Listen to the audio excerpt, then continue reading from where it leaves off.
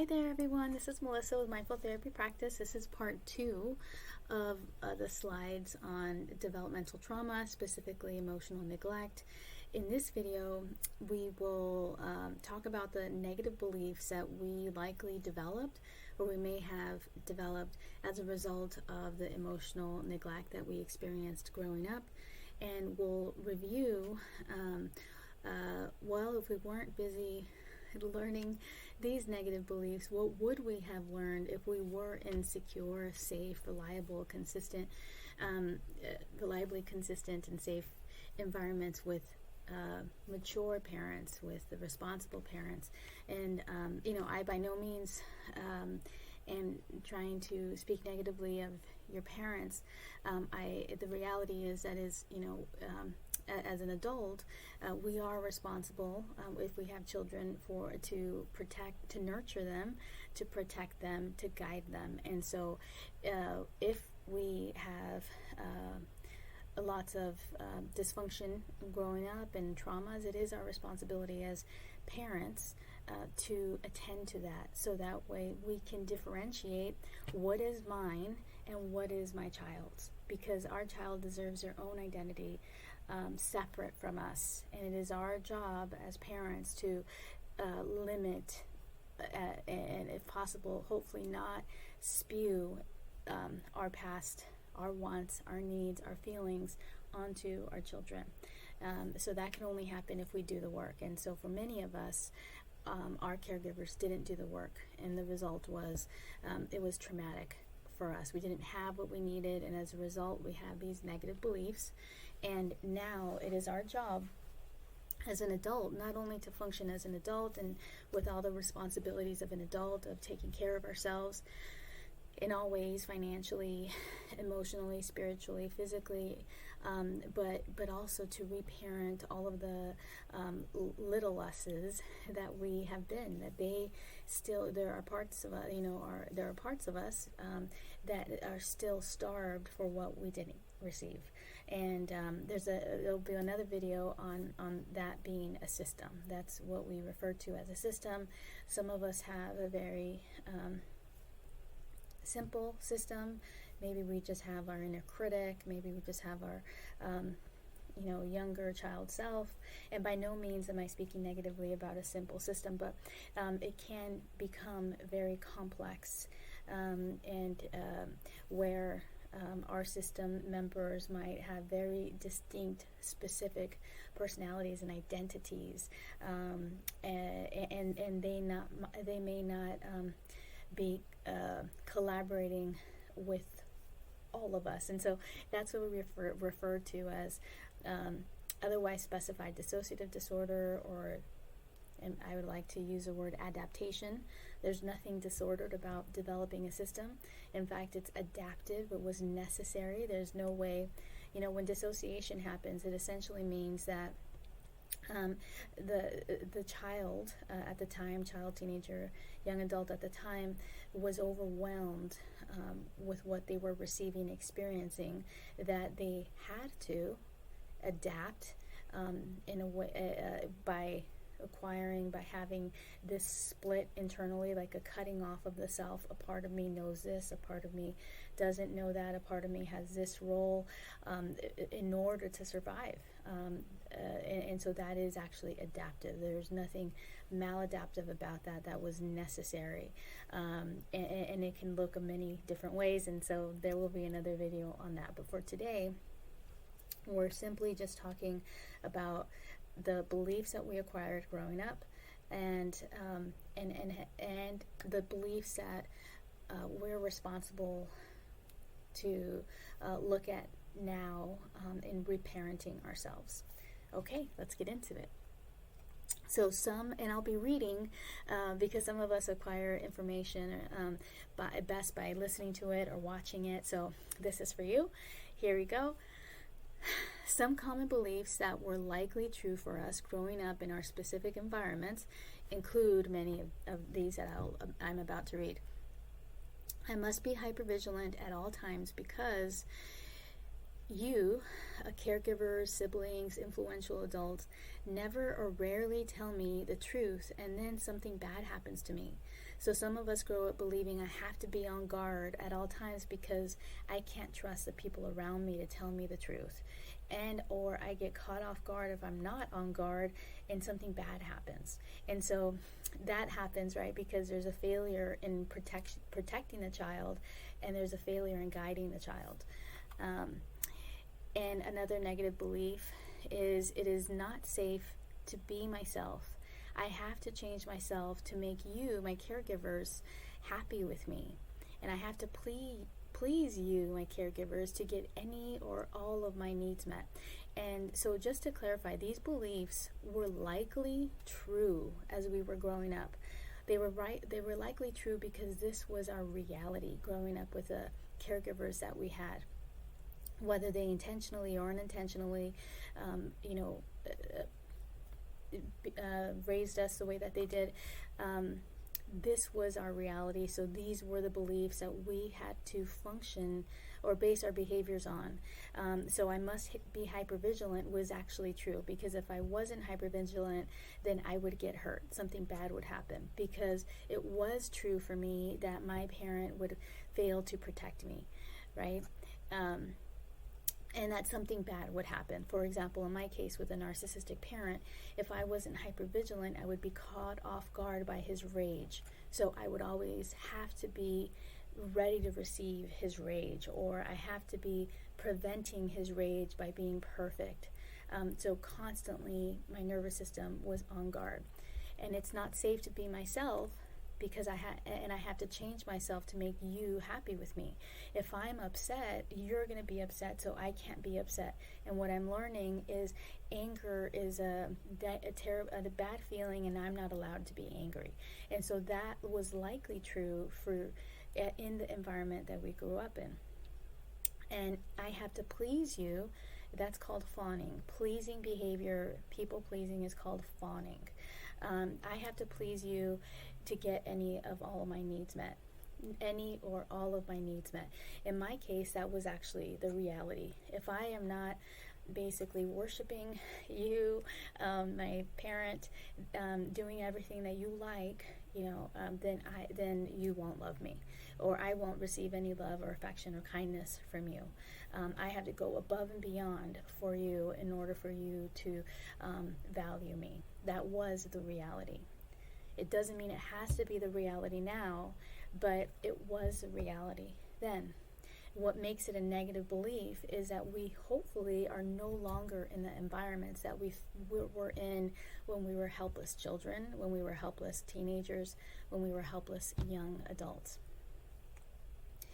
And I must be perfect. I cannot make mistakes. I get ridiculed, or worse, if I make any mistakes.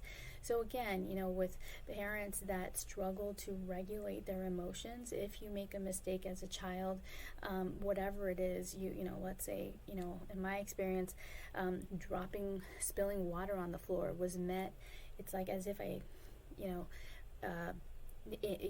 hurt my caregiver. The reaction was intense and rageful. So I literally did have to be perfect. I couldn't spill things. I couldn't not know things, because I couldn't do something wrong in front of my caregiver, because if I did, I would be met with rage and contempt. Contempt is basically like hatred.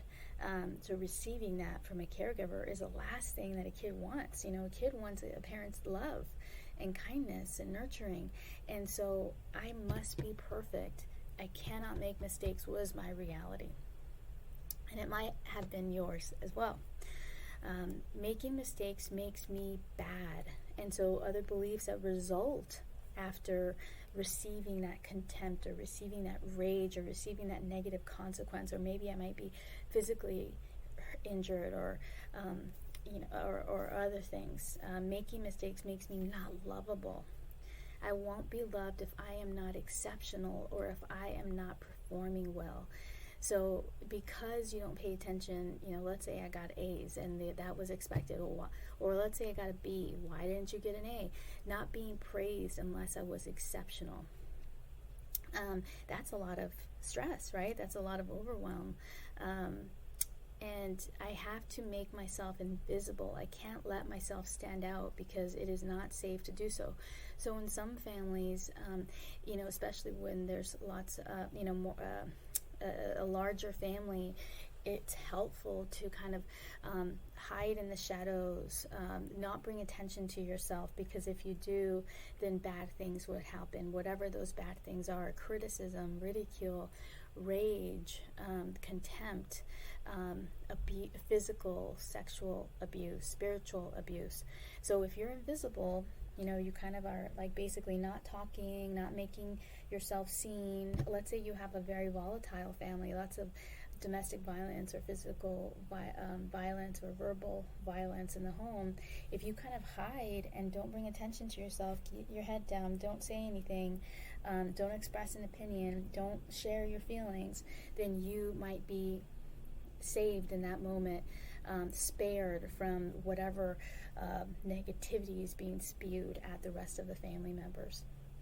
And so when you're asked to repress your feelings, you're essentially being asked to dissociate, because the feelings that you're having in the moment are not acceptable to the caregivers. They cannot assist you with the feelings that you're having, so you're having to put them away and hide, and that's dissociation. I cannot ask for help. I have to take care of all of my needs. I cannot ask for help. I have to take care of all of my needs. When I ask for help, I get yelled at. When I ask for help, I don't receive it. I have to take care of all of my needs because I have 2 working parents, and they don't get home until 6. So I have to pick up my sibling. I have to make food. I have to put ourselves to bed. I have to do all of these adult things because my parents aren't home. Because my parent is out with their girlfriend or boyfriend. I have to take care of myself because, mom or dad forgot to come home again because of their substance use. Whatever it is, I have to take care of all of my needs. May have been true at the time, but it does not have to be true now. This one, I have to take care of all of my needs now. Obviously, as an adult, we do have to take care of all of our needs, but when we are in relationships, it's okay to have to request. It's okay to obviously we still have to meet our own needs, but it's okay to also receive that in a relationship, in a healthy relationship, where we're not dependent on someone else nurturing us, loving us, but it certainly is a bonus, right? A cherry on top when someone is able to also, like even with friendships, I'm seen, I'm valued, I'm nurtured by my friend, and so it's nice when we're not alone in an island. It's nice when we have a community to also receive our needs, to have our needs be met. I can't ask you for affection or love because you make fun of me, reject me, are always drunk or high, hit me, yell at me, ignore me. I don't deserve it. You don't have time because you're so busy. I'm not important. You're more important than me. All of those beliefs may have been true at the time that they originated. That was likely the experience that you had growing up. That was the reality then. It doesn't mean it has to be or is the reality now. I must not trouble you or anyone with any of my own needs or feelings. This one often manifests in the form of, I can't ask for help. I can't let anyone know that I'm struggling and that I need help. Because we're not used to or comfortable or have any experience requesting help and receiving help in the past. So asking for help is a very difficult thing to do. It's something that is so hard to tolerate because it makes me feel weak. It makes me feel incompetent. It makes me feel like I can't do things. But in reality, asking for help is very human. It's expected. Again, we don't live in an island. We live, and we're mammals. We live in connection with other mammals. I can't have needs because you don't have time for me. Others are more important than me. I must take care of my needs and those of my families and yours. I'm bad. It's selfish to do so. It's selfish to take care of my needs. Some of us grew up having to take care of our siblings, having to take care of our parents. Like, let's say our parent was emotionally immature and had lots of emotional needs. It is likely that we might have had to put our needs to the side and console our parents, provide our parents with nurturing and care, a listening ear. It might have been true that they were the most important person in the house because they were so needy, even though it didn't look like that growing up. That was the reality, and we're used to putting our needs to the side. I must not show vulnerable feelings because it's not safe. I get punished or yelled or ridiculed or ignored or rejected. Then you think I'm weak. So some of us were taught in many ways through experience that if we show our feelings, then it's not, we're vulnerable and we're not safe. If we make it known, like if I would have expressed, Dad, I don't like this, please don't do that, it makes me feel blah blah blah, or when I did that I was ridiculed or said, oh, you have it so good, when I and then get into his trauma. So it didn't go anywhere, and it made me feel like I'm complaining, like I'm making too big of a deal of this. This, I shouldn't be upset about this. So it basically kind of puts my perspective, my world upside down, to be weak or vulnerable. All right. I must tolerate maltreatment because it's normal in my house and happens every day. I'm not deserving. You tell me this is the only way I'll learn. I'm stupid. It's part of life. It's all I know. So some of us grew up in very verbally abusive homes, and we think that yelling and calling one another names, hitting below the belt emotionally is normal. The reality is that it's not. And the reality is that we deserve respect. Even at a very young age, we're our own individuals, and we deserve that. We deserve kindness. Okay, let's keep going. I must be a clown to make you happy because any other emotion is too much for you.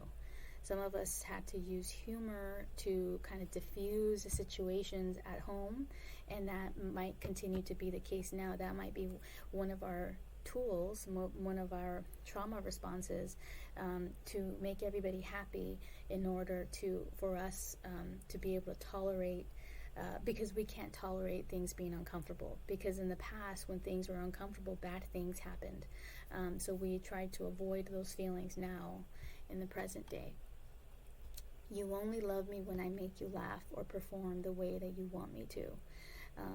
Some of us believe that we're not lovable unless we're actively making you laugh, or unless we're really, comical or funny. Unless we do this, we're not lovable. When in reality, us just being us is good enough. We just have to show up. We just have to be us, and that's it. I must not be happy, playful, or silly because you will yell at me, hit me, do something bad to me, punish me. So some of us might have grown up like, why are you smiling? Get that smile off your face. So if our parent is angry, we're supposed to not be smiling because that's a form of disrespect to our parent, or our parent can't tolerate us having a different emotion than they do. All right. I must demand in order to get my needs met by you, because yelling is all we do. You won't hear me otherwise. So some of us had to raise our voices and had to, make a fuss, because that was the only way for us to be heard. That was a way that our family functioned. And the reality is that is not the way healthy relationships go. Everyone deserves to be heard. Everyone deserves to be seen in a respectful manner. We don't have to talk over one another. There does not have to be aggression.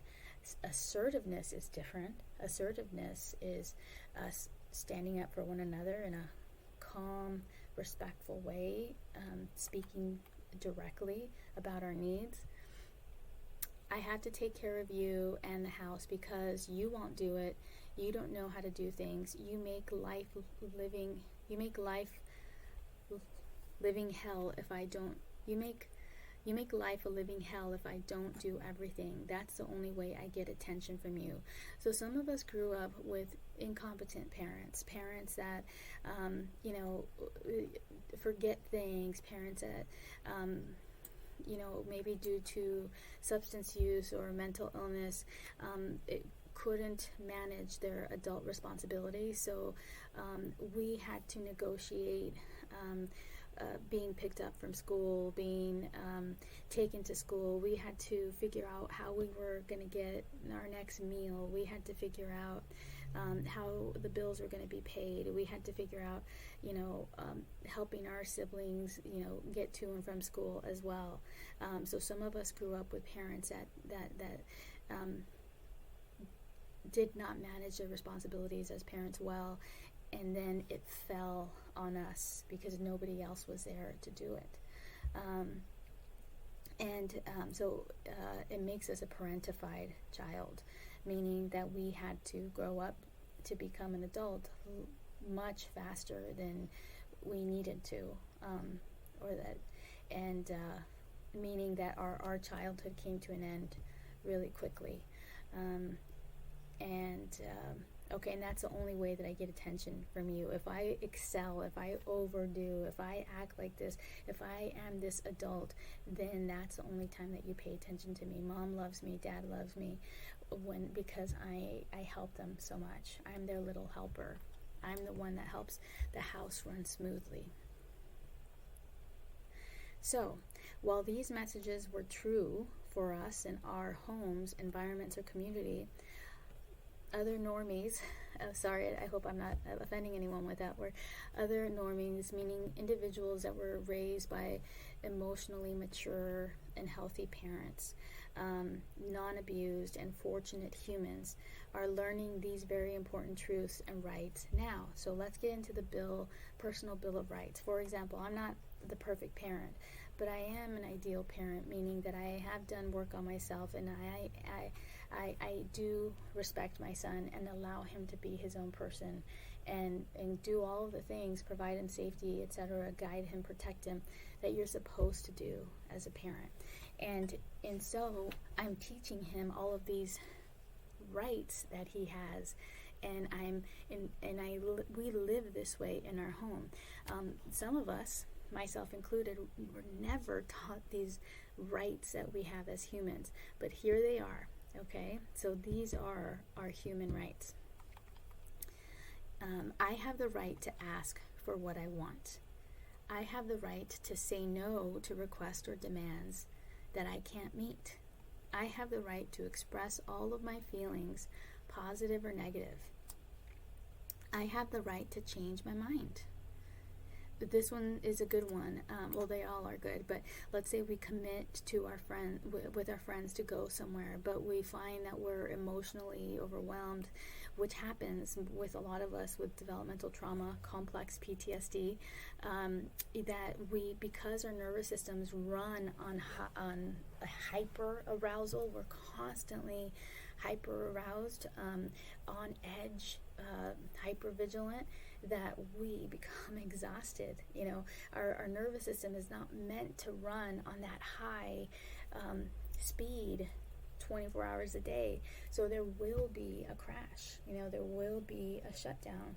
And it's okay if you had committed yourself to do something and you find that you're depleted. It's okay to change your mind and say, I can't make it. I can't make it. I'm not feeling well. I need to take care of myself. I don't have it in me to go today. It's okay to change your mind. You're allowed to do so. It's your right to take care of yourself. I have the right to make mistakes and not have to be perfect. I have the right to make mistakes and not have to be perfect. I have the right to follow my own values and standards. I have the right to say no to anything when I feel I am not ready, it is unsafe, or it violates my values. I have the right to say no to anything when I feel I am not ready, it is unsafe or it violates my values. So if somebody, let's say at work, asks you to clock in for them when they're not there because they don't want the boss to find out, it's okay for you to say, no, I'm not comfortable with that. Not, a lot of us struggle with lying, with saying untruths, and we don't have to lie for other people. If we don't want to, we can just say, I'm not comfortable with that. Or if somebody, let's say a friend of ours is being unfaithful and wants us to lie to their spouse, it's okay for us to say, I'm not comfortable being involved. Please don't include me in any lies. I cannot do that. That's perfectly within our rights. I have the right to determine my own priorities. That's right. I have the right to determine my own priorities. I have experience, I'm a mother of a 5-year-old, and, I'm a working mom, and so it's okay that my priority is raising my son, while some friends have other priorities. Some friends without the obligation of a child have different priorities. It's okay for me to say, I can't do that. My priority is this, is raising him and taking care of myself. That's all I can handle right now. I have the right to not be responsible for others' behaviors, actions, feelings, or problems. I have the right to not be responsible for others' behaviors, actions, feelings, or problems. Let's say, for example, if I bring something up to my partner and it makes him sad and upset, it's not being sad and upset. Perhaps is just a natural feeling to disappointing their partner, me, and it's not my job to rescue my partner from their feelings. It is each adult's responsibility to navigate and tolerate the feelings. That's just part of being human. That's just part of being a human person. And it's not my job to control other people's behavior. It's not my job to be responsible for my partner's behavior, for my friend's behavior, or for their problems. I have the right to expect honesty from others. Absolutely. I have the right to be angry at someone I love. It's okay to be angry. So anger is protection. In reality, when you're angry, there's something that you are protecting. There's something about you, your integrity, your rights, your needs, your belongings, your property. You are protective of something within your world. And so you have the right, like let's say if you let your friend borrow your car and they returned it with a scratch on it, or a big scratch, or something happened to your car, it's okay for you to be angry about that. And if your friend becomes defensive, it's not your job to take care of their feelings. Their defensiveness oftentimes means that they have a hard time tolerating when someone is not happy with them in that moment. But the reality is, it's just that moment. It's not going to be forever. Although we feel like it might be forever, it might, because it was forever with us as a kid. We didn't know when there would be an end to our parents' bad mood, right? To our parents' rage. It was never ending for us. But now as adults, feelings are come and go, right? And so I'm not going to be angry about the car all day, right? I can choose to attend to it and let it go and move on to whatever else I'm doing. So I have the right to be angry at someone I love. Absolutely.